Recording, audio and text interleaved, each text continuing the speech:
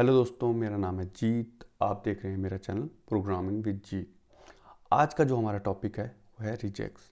आज मैं आपको रिजेक्ट्स के बारे में बताऊंगा। तो रिजेक्ट्स के बारे में बताने से पहले मैं आपको कुछ क्वेश्चन बताना चाहता हूं, जिन क्वेश्चन का आंसर हम आज के इस वीडियो में ढूंढने की कोशिश करेंगे। सबसे पहला क्वेश्चन है, रिजेक्ट्स क्या होता है। नंबर 2, रिजेक्ट्स क्यों हम यूज़ करते हैं। नंबर 3, किस किस प्रोग्रामिंग में रिजेक्ट्स का यूज़ किया जाता है, और क्या हर प्रोग्रामिंग में रिजेक्ट्स का यूज़ करने के लिए हमें अपने पैटर्न्स चेंज करने पड़ते हैं और डिफरेंट डिफरेंट रिजेक्ट्स को सीखना पड़ता है, या सेम ही रिजेक्ट्स को हम डिफरेंट डिफरेंट प्रोग्रामिंग लैंग्वेज में यूज़ कर सकते हैं या नहीं कर सकते हैं, और जो रिजेक्ट्स को यूज़ करने के क्या क्या फ़ायदे होते हैं और क्या नुकसान होते हैं। तो ये सारे क्वेश्चनों के आंसर मैं आपको इस वीडियो में बताऊंगा आज, और हम इन क्वेश्चन के आंसर को ढूंढने की कोशिश करेंगे।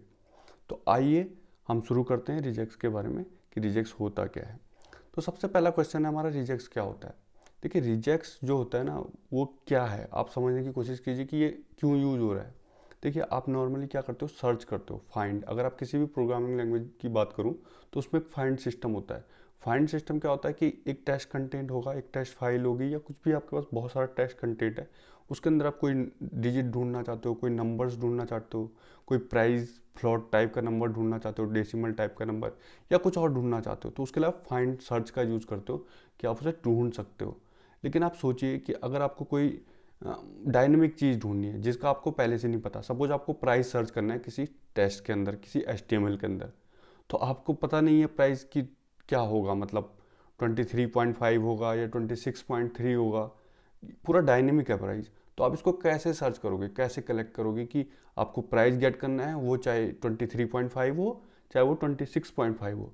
अगर आपके पास सिर्फ प्राइस फिक्स अमाउंट में होता, सपोज 23.5, तो आप इजीली सर्च कर देते, 23.5 को आप सर्च मारते और वो आपको कलेक्ट हो जाता। बट अगर आपको पहले से ही पता होगा 23.5, तो आपको उसको सर्च करने की जरूरत नहीं है। हाँ, उसकी लोकेशन को सर्च करने की जरूरत जरूर पड़ती है। तो नॉर्मली क्या होता है कि लोकेशन को सर्च करने के लिए हम फाइंड का यूज़ करते हैं। जिस टेक्स्ट को आप सर्च करना चाहते हो उसकी पोजीशन क्या है, इंडेक्सिंग क्या है, वो आपको सर्च या फाइंड करके आप पता लगा सकते हो इजीली। लेकिन रिजेक्ट्स क्या होती है, रिजेक्ट्स का जो सबसे बड़ा यूज है वो स्क्रैपिंग और पार्सिंग, डेटा माइनिंग में यूज किया जाता है। तो रिजेक्ट्स का यूज क्या होता है, जैसे आपको सपोज एक बहुत बड़ी फाइल है या टेस्ट फाइल है, रॉ कंटेंट है, उसमें आपको प्राइस ढूंढना है। अब आपको नहीं पता, प्राइस 23.5 भी हो सकता है, 24.5 भी हो सकता है, और कुछ और भी हो सकता है। तो आप इसे कैसे ढूंढोगे, तो रिजेक्ट्स की मदद से हम इसे आसानी से ढूंढ सकते हैं। हमको सिर्फ एक पैटर्न लिखना है। पैटर्न क्या लिखना है, ताकि वो न्यूमेरिक वैल्यू को मैच करा सके, जो कि एक डेसिमल फॉर्मेट में एग्जिस्ट करती है उस फाइल में, और वो मैच करेगा, हर प्राइस से मैच करेगा और उसको लाके हमको दे देगा। तो रिजेक्ट्स को हम इसी तरीके से यूज करते हैं।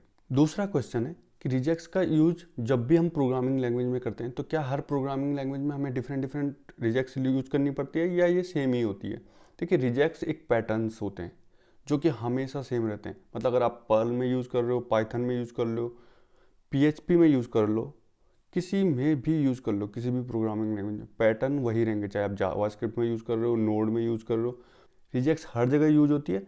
सिंटैक्स चेंज हो जाते हैं क्योंकि वो प्रोग्रामिंग लैंग्वेज के हिसाब से होते हैं, बट पैटर्न सब सेम होते हैं। तो अगर आपको रिजेक्ट सीखनी है तो एक बार सीखनी होगी, और आप किसी भी प्रोग्रामिंग लैंग्वेज में रिजेक्ट्स का यूज़ कर सकते हो और अपने आउटपुट को गेट कर सकते हो। तो आइए मैं अपनी स्क्रीन की तरफ आपको ले चलता हूँ और सीधे दिखाता हूँ कि रिजेक्ट्स का यूज कैसे किया जाता है। देखिए, सबसे पहले ये जो हमारी होती हैं कैरेक्टर क्लासेस होती हैं। कैरेक्टर क्लासेस में क्या आता है, /d/w, small w, /s and dot. जो /d होता है वो डिजिट मैचिंग के लिए होता है। /d का मतलब है कोई भी डिजिट होगी तो उसको आप /d की हेल्प से मैच करवा सकते हो। इसी तरीके से /w होता है। /w की मदद से आप किसी भी कैरेक्टर्स को, और अंडरस्कोर भी इसके अंदर आता है, और डिजिट्स भी इसके अंदर आती हैं। तो अगर आपकी कोई डिजिट्स होगी, या फिर कोई कैरेक्टर होगा, या फिर अंडरस्कोर होगा, वो सब इससे मैच हो जाएंगे। तो जो अल्फ़ा न्यूमेरिक वैल्यूज़ होती हैं स्मॉल में, अल्फ़ा न्यूमेरिक वैल्यू कैपिटल में, और 0 to 9 जो भी डिजिट होगी, और अंडरस्कोर, वो सब इस /w से मैच हो जाते हैं। तो अगर आप यहाँ पे देखेंगे /small d का हमने यूज़ किया है। इसी तरीके से /capital D भी होता है। जो कैपिटल डी होता है उसमें हम क्या करते हैं, जो डिजिट्स इसका अपोजिट होता है, वो /small d का मतलब है डिजिट मैच करेगा, और /capital D का है नॉन डिजिट मैच हो जाएंगी उसमें। इसी तरीके से जो /w स्मॉल वाला होता है, इसमें जो जो मैंने आपको बताया A to Z, कैपिटल हो चाहे स्मॉल हो, वो सब मैच होंगे।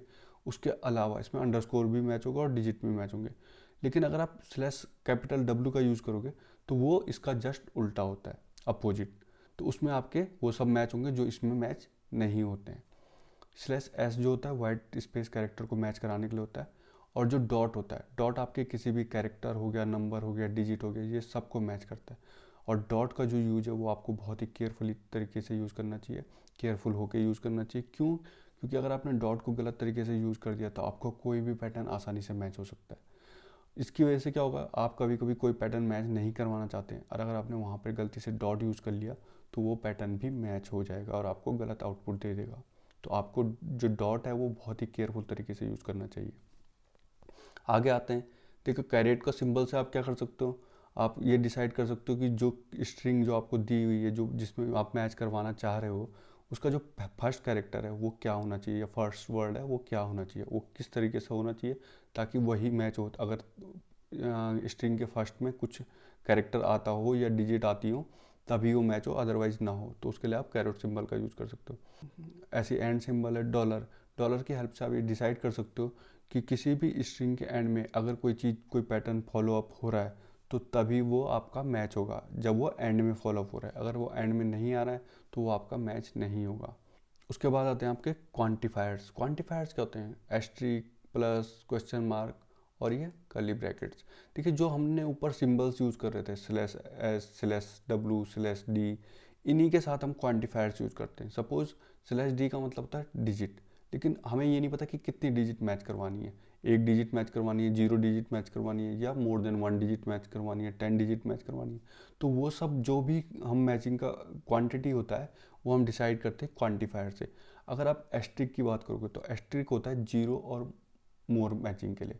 मतलब अगर कोई मैचिंग नहीं हो रही है तो वो 0 से वो भी उसके अंदर आ जाएगी, और अगर 1 2 3 4 अप टू सून मैचिंग हो रही है तो वो एस्ट्रिक के अंदर वो सब आ जाती है। इसी तरीके से प्लस, प्लस में क्या होता है 1 और मोर मैचेस। तो what is the difference between asterisk and plus. देखिए एस्ट्रिक में क्या होता है कि अगर मैच नहीं हो रहा है, मैच नहीं हो रहा है मतलब कोई कैरेक्टर नहीं है, कोई डिजिट नहीं है और वहाँ पे एस्ट्रिक लगा है, तो वो तब भी उसको मैच माना जाएगा। और प्लस में क्या होता है कि कम से कम एक डिजिट या एक कैरेक्टर या एक सिंबल होना ज़रूरी है मैच होने के लिए। इसी तरीके से क्वेश्चन मार्क होता है। क्वेश्चन मार्क क्या होता है कि डॉट प्लस जैसा आप लिखते हो तो वो इनफाइनाइट मैच करेगा, मतलब वो at the end of line या स्ट्रिंग मैच करेगा। जबकि अगर आपने क्वेश्चन मार्क लगा दिया तो वो फर्स्ट मैचिंग देखेगा, कि पहले जैसे ही उसे फर्स्ट मैचिंग मिलेगा वो उसको एंड कर देगा।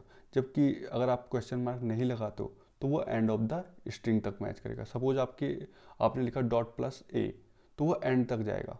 अगर आपका ए बीच में भी है और एंड में भी है तो वो एंड तक मैच करेगा। लेकिन अगर आपने क्वेश्चन मार्क लगा दिया उसके बाद तो वो क्या करेगा, जो भी ए पहले आएगा उसी तक मैच करेगा, उसके बाद वो मैच नहीं करेगा। इसी तरीके से आपके कर्ली ब्रैकेट्स होते हैं जहाँ पे आप लिमिट दे सकते हो कि आपको स्लैश डी आपको कितने मैच करने हैं, 3 मैच करने हैं, 5 मैच करने हैं, 3 से लेके 5 तक मैच करने हैं। मतलब मिनिमम लिमिट सेट कर सकते हो 3 एंड मैक्सिमम लिमिट सेट कर सकते हो 5। अगर 3 से 5 के बीच मैच हो रहे हैं तो वो मैच माने जाएँ। वो सब आप कर्ली ब्रैकेट से यूज़ कर सकते हो। इन सबको हम क्वांटिफायर्स कहते हैं। ये एक वेबसाइट है रेगुलर एक्सप्रेशंस, जहाँ पर हम अपने रेगुलर एक्सप्रेशन को टेस्ट कर सकते हैं आसानी से। आपको क्या करना है, अपने रेगुलर एक्सप्रेशन को यहाँ पर लिखना है, और जिस टेस्ट के अंदर आप कुछ सर्च करना चाहते हो उसको उसके इस नीचे वाले टेस्ट स्ट्रिंग में डाल दीजिए और ऊपर अपने रेगुलर एक्सप्रेशन लिखिए और वो मैच करवा देंगे। नीचे लिखना है, सपोज मैंने कुछ डिजिट्स लिख दिए, अब मुझे यहाँ पे मैच करवाना है तो मैंने लिखा स्लैश डी प्लस, तो देखिए उसने सारी डिजिट को मैच कर दिया। यहाँ पे इसने पैटर्न भी दिखा दिया, स्लैश डी का मतलब है 0 to 9 में अगर कोई भी आता है वो मैच करेगा, और प्लस का मतलब है, प्लस क्या है, क्वांटिफायर है। तो क्वांटिफायर का मतलब है 1 और मोर मैचेज हो गए। ठीक है, अब मैंने कहा इसके बाद ये देखिए मैंने कोई कैरेक्टर लिख दिया, उसने किसी कैरेक्टर को मैच नहीं किया क्योंकि स्लैश डी है, सिर्फ डिजिट को ही मैच करेगा। लेकिन अगर मैंने स्लैश डी के आगे कर्ली ब्रैकेट लगा के 5 लिख दिया तो वो कितने को मैच करेगा, 5 को। अगर मैंने कॉमा लगा दिया तो मैंने अपर लिमिट नहीं दी, लोअर लिमिट 5 है, अपर लिमिट इनफाइनाइट है, तो उसने सबको मैच कर दिया। लेकिन ध्यान रखिए वो सिर्फ 5 का क्या मतलब है यहाँ पे, फिर 5 का मतलब ये है कि अगर वो 5 से कम होगा तो वो मैच नहीं करेगा। डिजिट्स 5 से ज़्यादा होनी चाहिए या 5 होनी चाहिए तभी वो मैच कर पाएंगी। ठीक है, तो होगा क्या, अगर वो 5 से ज़्यादा हैं और 5 के इक्वल हैं तो वो मैच करेगा, अदरवाइज़ वो मैच नहीं करेगा। तो इसी तरीके से क्या होता है, यहाँ पे आप देख सकते हो, अगर मैं ग्लोबल सिंबल का यूज़ कर दूँ तो ये देखिए मैंने ग्लोबल हटा दिया था तो यहाँ पे एक ही मैचिंग हो रही है, वो दूसरी लाइन में और तीसरी लाइन में मैच नहीं कर रहा। उसे पहला मैच मिला द एंड, उसके बाद मैंने क्या किया, ग्लोबल को वापस लगा दिया। तो ग्लोबल का मतलब है वो पूरी फाइल में दोबारा दोबारा मैच कर रहा है, बार बार चेक कर रहा है कि मतलब बार बार चेक कर रहा है मतलब उसने एंड तक जाने से पहले जितने भी मैचेस हुए हैं उन सबको मैच किया है। जबकि अगर आपने जी हटा दिया तो वो फर्स्ट मैच में ही रुक जाता है। तो देखिए अभी हमने लिखा है 5, और 5 का क्या मतलब है, 5 का मतलब है कि मिनिमम 5 डिजिट होनी चाहिए। देखिए उसने सेकंड वाला पैटर्न मैच नहीं कराया। जैसा कि आप देख पा रहे हो, देखिए मैंने लिखा था /d 5,0, 5, उसके बाद मैंने कुछ नहीं लिखा और ब्रैकेट बंद। तो इसमें क्या किया उसने, 5 मतलब डिजिट 5 होनी चाहिए मिनिमम, या 5 से ज़्यादा होनी चाहिए। तो देखिए उसने दो पैटर्न मैच किए, पहला और तीसरा। सेकंड वाला पैटर्न मैच नहीं किया क्योंकि उसमें सिर्फ 4 ही डिजिट है। तो इसका मतलब क्या है कि मैंने उसे सेट किया हुआ है कि 5 या 5 से ज़्यादा डिजिट को ही मैच करना है, उससे कम डिजिट को मैच नहीं करना है। तो देखिए रिजेक्ट्स किस तरह से काम करती है, आपको समझ में आ रहा होगा कि मैंने वहाँ पर सेट की हुई है। अब मैं यहाँ पे अगर मैं कुछ बोलूँ उसे कि मैंने कहा UI, उसे सेलेक्ट करना है, तो अब उसने थर्ड वाले को भी मैच कराना बंद कर दिया। क्यों?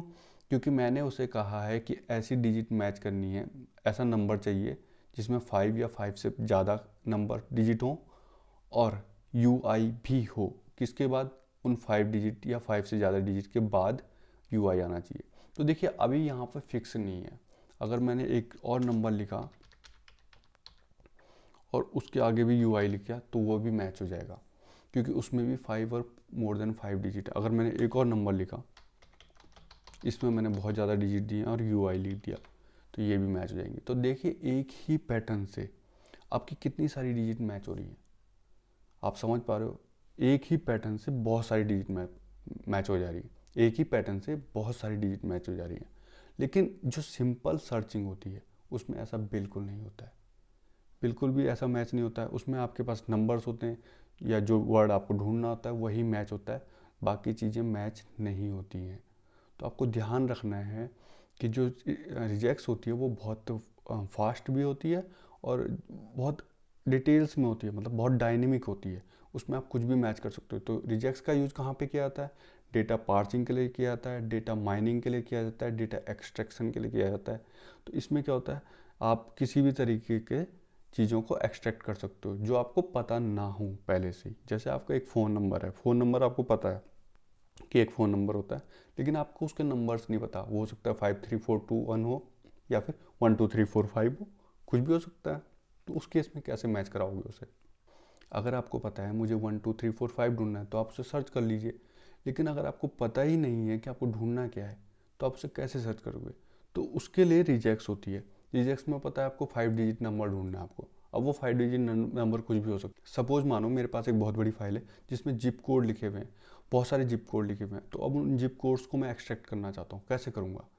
तो जिप कोड क्या होते हैं, एक लिमिट में होते हैं, 5 डिजिट के होंगे या 6 डिजिट के होंगे। तो जितने भी डिजिट के होंगे मैं उसके लिए रिजेक्ट्स लिख दूंगा और वो रिजेक्ट्स उन जिप कोड को मैच करवा के मेरे को कलेक्ट करके दे देंगी। लेकिन अगर मैं सिंपल सर्चिंग के थ्रू सोचूं तो वो पॉसिबल ही नहीं है। तो रिजेक्ट्स क्या होता है, इस तरह के कामों के लिए रिजेक्ट्स होती है। और रिजेक्ट्स का डिफरेंट डिफरेंट प्रोग्रामिंग लैंग्वेज में मैं आपको बता चुका हूँ कि किसी भी प्रोग्रामिंग लैंग्वेज में आप यूज़ कर लीजिए, पैटर्न सेम ही रहेगा। देखिए /d अगर डिजिट मैच के लिए होता है ना तो /d ही लिखोगे आप, चाहे पाइथन में लिखो, पर्ल में लिखो, किसी में भी लिखो, उससे कोई फ़र्क नहीं पड़ता, मतलब लैंग्वेज से कोई फ़र्क नहीं पड़ता, पैटर्न हमेशा सेम रहेगा। हाँ सिंटैक्स चेंज हो जाते हैं, जैसे कि PHP में प्रेग मैच आप यूज़ करते हो, प्रेग मैच हो गया, प्रेग रिप्लेस हो गया। इसी तरीके से नोड में आप रिप्लेस भी यूज़ करते हो, मैच यूज़ करते हो, जावास्क्रिप्ट में भी सेम यूज़ करते हो, पाइथन में आप RE करके मॉड्यूल होता है उसका यूज़ करते हो। तो ये मॉड्यूल्स डिफरेंट हो सकते हैं, लाइब्रेरीज डिफरेंट हो सकती हैं, बट जो तरीका है, मतलब जो पैटर्न्स हैं वो सेम होंगे, जो सिंबल है, जो आपके क्वांटिफायर्स हैं वो सब सेम रहेंगे। तो रिजेक्ट सीखिए, अपने यहाँ पे ब्राउज़र में प्रैक्टिस कीजिए, टेस्ट कीजिए, और जो भी आप रिजेक्ट सीखोगे उसको आप किसी भी प्रोग्रामिंग लैंग्वेज में यूज कर सकते हो। उसके लिए आपको किसी पर्टिकुलर प्रोग्रामिंग लैंग्वेज के फैमिलियर नहीं होने की ज़रूरत है, वो आप किसी भी प्रोग्रामिंग लैंग्वेज में कर सकते हो। आज के लिए इतना ही। आज मैंने आपको रिजेक्ट्स के बारे में बताया कैसे ये डिफरेंट प्रोग्रामिंग लैंग्वेज में यूज की जा सकती है और इसके पैटर्न को आप कैसे सीख सकते हो। इसमें पैटर्न्स होते हैं, सिंबल्स होते हैं, क्वांटिफायर्स होते हैं, तो इनको आप कैसे डिफरेंट तरीके से यूज कर सकते हो। तो आज के इस वीडियो में इतना ही, मिलते हैं नेक्स्ट वीडियो में, तब तक के लिए बाय बाय, सी यू।